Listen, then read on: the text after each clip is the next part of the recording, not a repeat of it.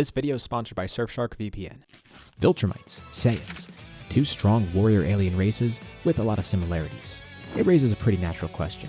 How would they compare in combat? Sure, we could do a video specifically about Viltrumites and Saiyans, but I've done other videos before where characters run through an entire gauntlet, trying to go through the entire story of Dragon Ball, so let's do the same here. We'll take Invincible himself. How far would he get in the story of Dragon Ball Z if he had to fight everyone? Let's go over some ground rules first. We're going to be using two versions of him. First, the TV version, and then once he taps out, we'll go to the comic version at the end of the story. And don't worry, there's not going to be major spoilers, but just in case you want to avoid that, I'll have my editor throw in a timestamp just so you can skip that. Thank you, Alex, in advance. We're going to scale him against the opponents of each saga and see how well he does against them. And at some point, the objective will basically become fighting, but some of the other arcs will have other objectives on top of that, so we'll give him those too. We'll assume he passes through an arc if he can both beat the enemies there and pass that objective. We're only going to hard stop him when he has no reasonable path to victory. Even if the chance is small, as long as there's a logical way to win, we'll say he moves on. So, since we're going to start with TV Invincible, let's begin scaling him. As of recording, right now Season 2 is finished, and Season 3 isn't out yet, but it is around the corner. By the time this video drops, there's probably going to be an episode or two of it, but if you're watching this later on in the year, that's why we're not covering Season 3 here. It is also kind of perfect timing for an Invincible video. But before that, big thanks to Surfshark VPN for sponsoring this video.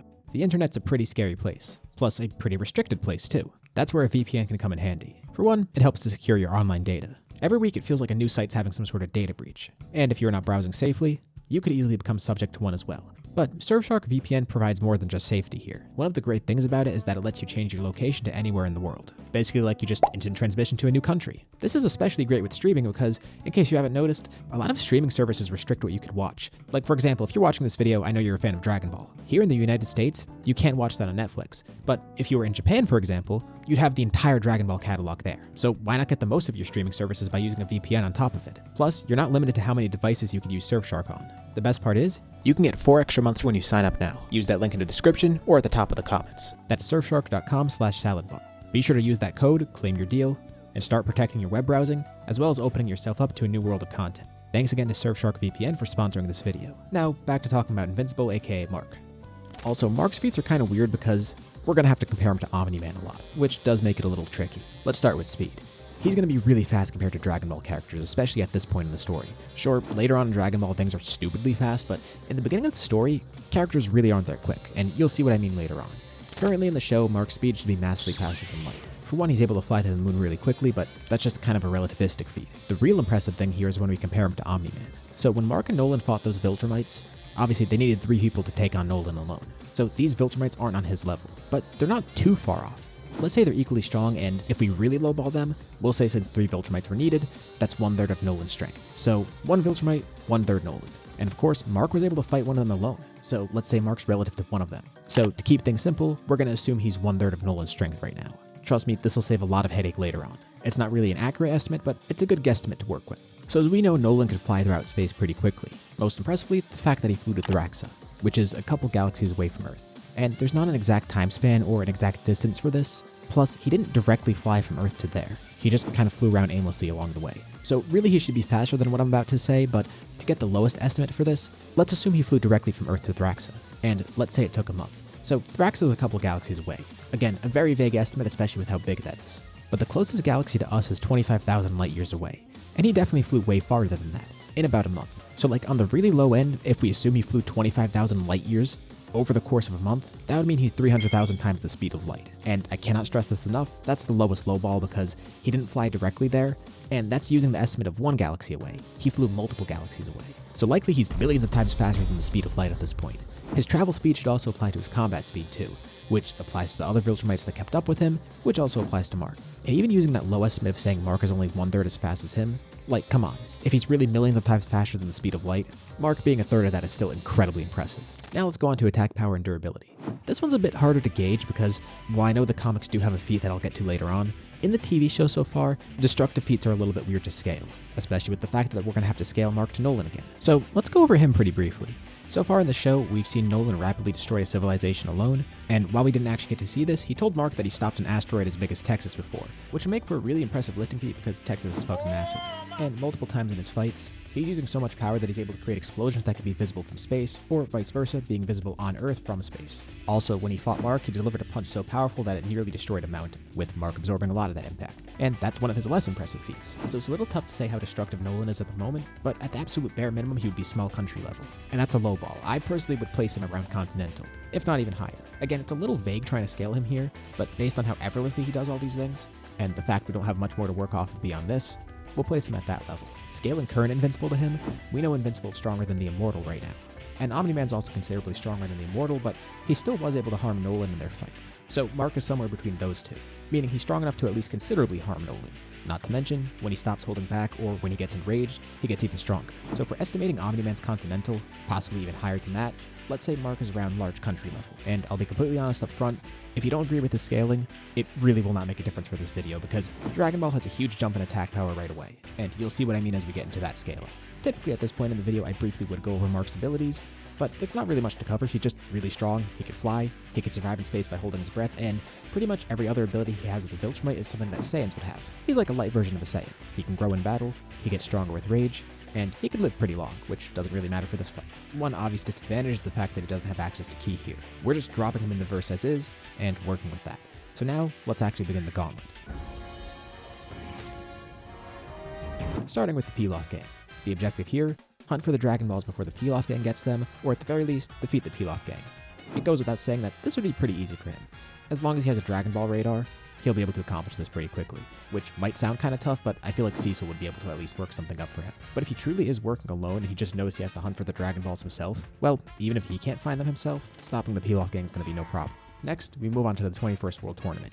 The objective here in this arc is to just win the tournament. And this is actually going to be tougher than you think. So for most of the tournament, he's going to be perfectly fine. He should even be fine defeating Goku here regardless of if he transforms. But believe it or not, Roshi would be the issue for him. The thing is, Mark greatly outspeeds him, and this wouldn't be a deathmatch here, so it's not like Roshi would try to kill him. I think he could actually find multiple ways to knock him out of the ring. But Max Power Roshi with the Kamehameha can destroy the moon, so pretty quick into this gauntlet, we found someone who's physically stronger than Mark. Thankfully, he's also way slower than him. Like, the speed isn't even comparable here. And that's full power Roshi, who has to chart up a Kamehameha as well. He can't just casually do that. As his regular self, Mark defeats him pretty easily. So specifically for TV Mark, there's already someone who might be stronger than him. This will obviously change once we get to the comic scaling. Next is the Red Ribbon arc. Well, once again, this is pretty easy. The first few arcs of Dragon Ball start out pretty weak in terms of where everyone scales. Speed-wise, no one stands a chance, and in terms of power, no one in this arc is going to be stronger than Max Power Roshi. This is kind of the perfect task for him here. I feel like defeating the Red Ribbon army would be really quick and really easy for him. Simply just fly around the base really fast, destroy everything, and that's that. Even people like Blue, Black, or Tau wouldn't be an issue for him. Now here's where things get more interesting. The 22nd World Tournament. The objective here, once more, just win. So Mark still has a major speed advantage here, but it's hard to say he's going to win. First of all, Goku and Tien were above Roshi's max power by this point. We're assuming Tien's his main threat here, and he's going to be moon level without wearing himself out like Roshi going full power. Tien at this point is a much more brutal fighter. So, of course, there's no killing allowed here, but he's probably not going to hold back against Mark. He'll beat him up. Not that Mark's not used to that.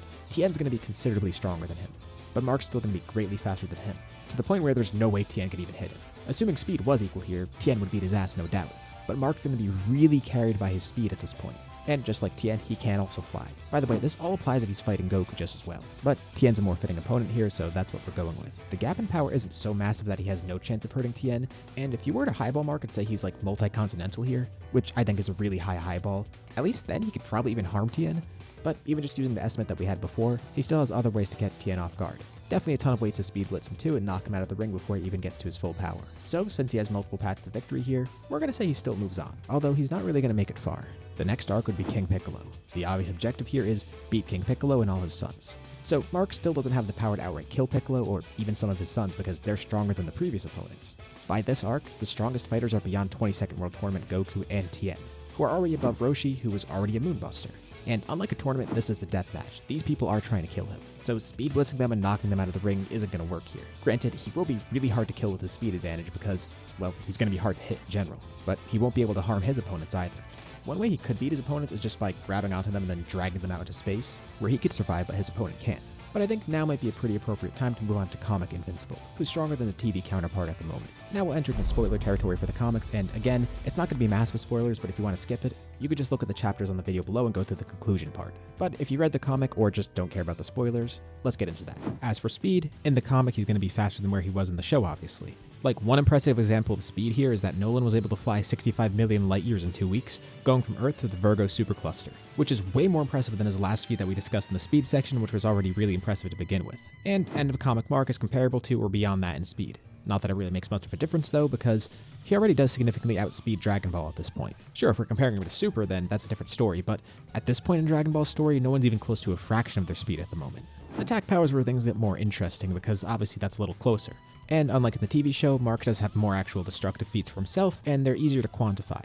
The most famous feat of his is him destroying Viltrum. So what we know about Viltrum is that it's pretty similar in size to Earth, and of course Mark didn't destroy it alone, Nolan was there and so was Thetis. To make things easier, it's reasonable to assume that all three of them put in equal effort, so think of it like this, each of them had the power to destroy 1/3 of Earth, at least at this point in the story, and he also grows above this later on too. So on the low end, it's pretty widely accepted he's small planet level based on that feat, and I also think it's reasonable to push him to planetary because by the end of the story, he's stronger than that. And when you think about it, he's only going to need like 3 times the strength to actually do that alone. So he's small planetary, possibly to the level of an Earthbuster by now, which would just be regular planetary. When comparing to Dragon Ball, we're going to have to use these terms like small planet tier, things like that, just because we can't get a direct one-to-one comparison like by using power levels or something. Alright, now back to the Gauntlet. As for the King Piccolo arc, well, now he mogs King Piccolo completely. His speed was already way above him before, and now with his comic scaling, Piccolo can't even hurt him. He could one-tap everyone here with pretty low effort. Moving on, the 23rd World Tournament. And pretty much the same thing would happen here. The objective in this tournament would be to win, which would be just beating Piccolo Jr. And from King Piccolo to here, there wasn't really a massive power jump, so pretty much the same outcome as the last arc. A pretty easy win for Mark. Now where things get fun is where we go into the Saiyan saga, so we'll split this into 2 parts, first the Raditz section of it, and then the Vegeta and Nappa section of it. First section, objective, stop Raditz. Here, Mark actually might have a challenge. Sure, he still greatly outspeeds Raditz, actually greatly is an understatement, because by now Raditz is really only brushing upon relativistic speed. Even highballing Dragon Ball speeds at this point, the highest estimates are barely into the faster than light range. Meanwhile, you have Mark who's over 1 million times faster than light here, so not even comparison. You might also be thinking, Raditz is kind of weak, so Mark should be able to win here too, right? Well, while Raditz does seem weak, by this point in Dragon Ball, he's actually a pretty good opponent for Mark in terms of strength. Suppressed Piccolo with weights on can casually destroy the moon with 1 attack, and Raditz is obviously multiple times beyond that level. The rule of thumb that people like to go by is that a power level of 10,000 is required to destroy a planet. But that's in a guidebook and not in the main story, and it's also relatively inconsistent with the series too. Trust me, I'm going somewhere with this. Here's a good way to look at it. Piccolo with a power level of around 322 blew up the moon with little effort. Roshi with a lot of effort while being a lot weaker than Piccolo at that point was able to do this too. And again, I don't really like using sources outside the main series, but I guess if you want a more accurate comparison, Roshi's power level was listed at around 180, specifically at the point when he did blow up the moon. Meanwhile, there's Raditz. His power level is around 1500, which is nearly 5 times beyond Piccolo and over 8 times beyond Roshi's if that power level was accurate. Not to mention, power levels aren't always linear, so that multiplier is probably even higher. If you want proof for this, Bulma's power level in the main story was listed as 12. If power levels were truly linear, that means she's only a 12th as strong as Piccolo, who's a casual moonbuster by this point, which would mean 12 Bulmas could blow up a moon. Obviously that doesn't make sense. Or like the farmer with the shotgun, for example, his power level was 5, making him about a 60th as strong as Piccolo in terms of raw power level, which would mean he's 1/60th moonbuster. That doesn't work. There's way more examples you could use for this, but point being, power levels aren't linear. So on the surface you might think, okay, Raditz is about 5 times as strong as suppressed Piccolo, but really he should be stronger than that given how power levels go.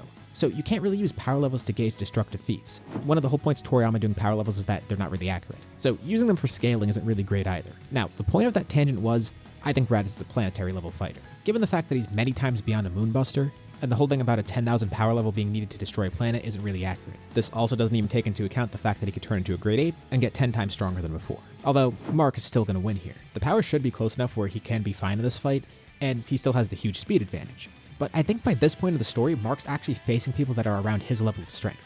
Of course, he could still rely on the strategy of just grabbing Raditz and dragging him into space and killing him that way. That could still work. But in terms of raw strength, he's going to start to meet his match here, and not to mention, he's not going to have access to ki attacks and things like that. Now we move on to the next part of the Saiyan saga, Vegeta and Nappa. And I guess the Cybermen as well. Now, Nappa and Vegeta are obviously planetary. Unlike Raditz, where it's a little bit vague and you can kind of argue against that, these two are solidly planet level. And I'm not saying that because of that filler scene of Vegeta destroying planet Arlia, it's just that basic scaling would put them at this point. Not to mention the fact that Vegeta was about to blow up Earth towards the end of the arc anyways. so they're unambiguously planetary level, but significantly slower than Mark still. The thing is, unlike Raditz, since they're stronger to begin with, if either of them goes Grade 8, they would be too strong for Mark to even harm. However, if he did know to go for their tail and cut it off, that could work, but only if he actually knew about that. And I can't state this enough, Mark's speed advantage here is still insane. Unless Cecil backs him up here and gives him the info to cut off the tail, or like he just finds out due to dumb luck, he can't win. The way I'd see the fight go is that he's not going to blow up the planet, but the Saiyans definitely would try and do that. Not that it would kill Mark, but in the worst case, they could threaten to destroy the planet, then get in their spaceships and leave. And Mark could still try the whole dragging them into space thing, but it would be kind of hard considering they overpower him and can resist his strength pulling him there. They wouldn't be able to hit him though, so even though they're stronger than him, he's still way too fast to hit, at least with a single directional attack. Ki could be omnidirectional. Both Vegeta and Nappa at this point have attacks that have a wide range. Plus, they can both use telekinesis to some extent. So even if they're too slow to attack him physically, they have a ton of ways to get around that with Ki, and at least in Vegeta's case, telekinesis. Like, look at Dirty Fireworks, he's able to use that. So at best, Mark could end this in a draw. Basically just outlast them long enough and probably run away. So he's not necessarily going to die here, but he's also not really going to be able to kill them. Unless he blows up the planet, which is something he obviously wouldn't do. Mark in this case is the unstoppable force, and Vegeta and Nappa are immovable objects. And I know his speed is so insane that, purely from a speed standpoint, Mark would be able to contend with people later on in Dragon Ball Z and even the beginning of Super. But in terms of raw strength, he's outclassed by the time he meets Raditz. And unlike the fighters in Dragon Ball, he doesn't have the same variety of moves that they have. So I think it's kind of fair to stop Mark here because if we keep him going, the best he'll do is just fly away from everybody. So he's not necessarily going to die in these fights, but he's not going to win them. But still, it's pretty impressive that he makes it this far, and who knows, maybe the TV show will give him better feats and he can go even farther than that. But at least as of now, TV Mark can make it to the 22nd World Tournament, and comic Mark can probably make it up to Raditz, although things will start getting really tough really quickly. The best thing working in his favor is the fact that he can survive in space for a bit, but obviously that won't matter once he starts fighting aliens that can breathe in space, like Frieza for example. Not to mention, he can't breathe in space, he could just hold his breath in space and survive as long as that lasts. So technically he can't just live in space forever. That will only work for so long. But what do you think? Let me know in the comments below. As usual, I know it's a power scaling video, so keep it civil. But anyways, thank you all for watching, and I'll see you on my next video. And thanks again to Surfshark for sponsoring this video.